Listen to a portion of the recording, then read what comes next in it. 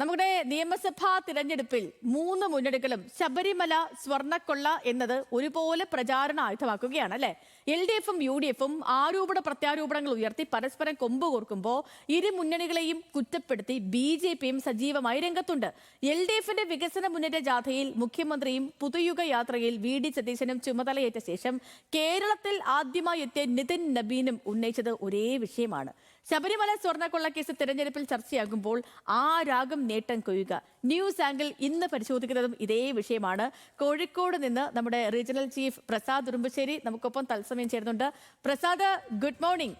ശബരിമല സ്വർണ്ണക്കൊള്ള കേരളം അങ്ങോളം ഇങ്ങോളം ചർച്ച ചെയ്യുന്ന വിഷയമാണ്. തദ്ദേശ തിരഞ്ഞെടുപ്പിലും ഈ വിഷയം തന്നെയായിരുന്നു മുഖ്യ തിരഞ്ഞെടുപ്പ് വിഷയം. അന്ന് പാട്ടക്ക ഉയർത്തി അതിൽ നേട്ടം കൊയ്തു എന്നാണ് UDF ഇപ്പോഴും അവകാശപ്പെടുന്നത്. നിയമസഭാ തിരഞ്ഞെടുപ്പ് അടുത്തിരിക്കുന്ന ഘട്ടത്തിലും എല്ലാ മുന്നണികളും സ്വർണ്ണക്കൊള്ള ഉന്നയിക്കുന്നു. UDF ഈ CPIMനെ ഭരണപക്ഷത്തെ പ്രതിക്കൂട്ടിലാക്കാൻ ശ്രമിക്കുമ്പോൾ കോടതിയിൽ നിന്നും കിട്ടിയ അനുകൂല പരാമർശങ്ങൾ അടക്കം ആയുധമാക്കി CPMും അല്ലെങ്കിൽ ഇടതുമുന്നണിയും UDFിനെതിരെ പ്രതിരോധം തീർക്കുന്നുണ്ട്. പ്രത്യേകിച്ച് സോണിയാഗാന്ധി ഒപ്പമുള്ള ഫോട്ടോയൊക്കെ വെച്ചുകൊണ്ട് കോൺഗ്രസിനെതിരെ വലിയ പ്രതിരോധം തീർക്കുന്നുണ്ട് ഇടതുമുന്നണി ഒന്നാകെ. BJPയും പിന്നിലല്ല. ഇന്നലെ നിതിൻ നബീൻ വന്ന് പറഞ്ഞതുപോലെ തന്നെ അയോധ്യ വിഷയമായിട്ടൊക്കെയാണ് ശബരിമലയെ കമ്പയർ ചെയ്യാൻ വേണ്ടിയിട്ട് നിതിൻ നബീൻ ശ്രമിച്ചത്. അപ്പോൾ ആരാകും നിയമസഭാ തിരഞ്ഞെടുപ്പിലേക്ക് പോകുമ്പോൾ ശബരിമലയിൽ നേട്ടം കൊയ്യുക? പ്രസാദ്, നമുക്ക് മനസ്സിലാവുന്ന കാര്യം എന്താണ്?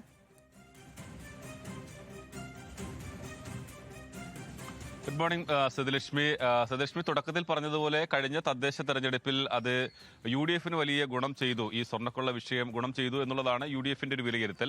അതുകൊണ്ട് തന്നെ നിയമസഭാ തെരഞ്ഞെടുപ്പിലും സ്വാഭാവികമായും അത് വളരെ പ്രധാനപ്പെട്ട ഒരു വിഷയമാക്കി തന്നെയാണ് UDF കൊണ്ടുവരുന്നത്. എന്നാൽ LDF ആണെങ്കിൽ ഇതുമായി ബന്ധപ്പെട്ടുകൊണ്ട് നേരത്തെ പറഞ്ഞത് അതിന്റെ അന്വേഷണ പുരോഗതി, അതിനകത്ത് സർക്കാർ ഇടപെടുന്നില്ല, ഹൈക്കോടതി പൂർണ്ണ തൃപ്തി രേഖപ്പെടുത്തിയത്, അത്തരം വിഷയങ്ങളെല്ലാം തന്നെ ചൂണ്ടിക്കാണിക്കുന്നു. BJPയെ സംബന്ധിച്ചിടത്തോളം ആണെങ്കിൽ രണ്ടു കൂട്ടരും ഇതിനകത്ത് വീഴ്ച സംഭവിച്ചു എന്നത് കാര്യം പറഞ്ഞുകൊണ്ടാണ് പ്രചരണരംഗത്ത് വരുന്നത്. ഇതിനകത്ത് ആര് നേട്ടം കൊയ്യും എന്നൊരു ചോദ്യത്തിലേക്ക് വന്നു കഴിഞ്ഞാൽ, ഒറ്റവാദ്യത്തിൽ പറഞ്ഞു കഴിഞ്ഞാൽ സ്വാഭാവികമായും ഇതിന് UDFിനും BJPക്കും ഗുണം ചെയ്യാനുള്ള ഒരു സാധ്യത തന്നെയാണ് നമുക്ക് കാണാൻ കഴിയുക. അതിന്റെ ഒരു പ്രധാനപ്പെട്ട കാരണം എന്ന് പറയുന്നത്, ഇപ്പോൾ CPM ഇതിനെ പ്രതിരോധിക്കുന്നത്, ഇപ്പോൾ വലിയ തോതിൽ ഒരു ആഘാതം കുറയ്ക്കുക എന്ന് തന്നെയാണ് CPMന്റെ ലക്ഷ്യം. ഇനി ഇതുമായി ബന്ധപ്പെട്ടുകൊണ്ട് വലിയ തോതിൽ ആളുകളുടെ ഇടയിലേക്ക് ചർച്ചയാവുകയും അതിനകത്തൊരു തിരിച്ചടി ഉണ്ടാകാതിരിക്കുകയും ചെയ്യാനുള്ള പ്രതിരോധം തീർക്കുകയാണ് ഇപ്പോൾ CPM ചെയ്തിട്ടുള്ളത്. ഒന്ന്, CPM പറയുന്ന ഒരു വാദം, ഈ പോറ്റിയെ ശബരിമലയിൽ കയറ്റിയത് ഇന്നലെ മുഖ്യമന്ത്രി നടത്തിയ പ്രസംഗത്തിൽ അതാണ്. KC വേണുഗോപാൽ ദേവസ്വം മന്ത്രിയായിരിക്കുന്ന സമയത്താണ് പോറ്റി ശബരിമലയിൽ കയറിയത്. പിന്നീട് പോറ്റിക്ക് താൽക്കാലിക നിയമനം നൽകിയത് പ്രയാർ ഗോപാലകൃഷ്ണൻ ദേവസ്വം ബോർഡ് പ്രസിഡന്റായിരിക്കുന്ന സമയത്താണ്. ഇത് കോൺഗ്രസിന്റെ കാലത്താണ് പോറ്റിയെ കയറ്റിയത് എന്നുള്ളൊരു വാദമാണ് CPM ഉയർത്തുന്നത്. മറ്റൊന്ന്, ഈ അന്വേഷണത്തിൽ ഒരു തരത്തിലുള്ള ഇടപെടലും നടത്തുന്നില്ല എന്നുള്ളതാണ്. എന്നാൽ പോറ്റിയെ കയറ്റിയത് കോൺഗ്രസിന്റെ കാലത്താണെങ്കിലും ഈ ക്രിമിനൽ അല്ലെങ്കിൽ ഈ കൃത്യം നടന്നിട്ടുള്ളത് 2019-ലാണ്. അതായത് LDF ഭരിക്കുന്ന സമയത്താണ്. അന്ന് കടകംപള്ളി ആയിരുന്നു ദേവസ്വം മന്ത്രി.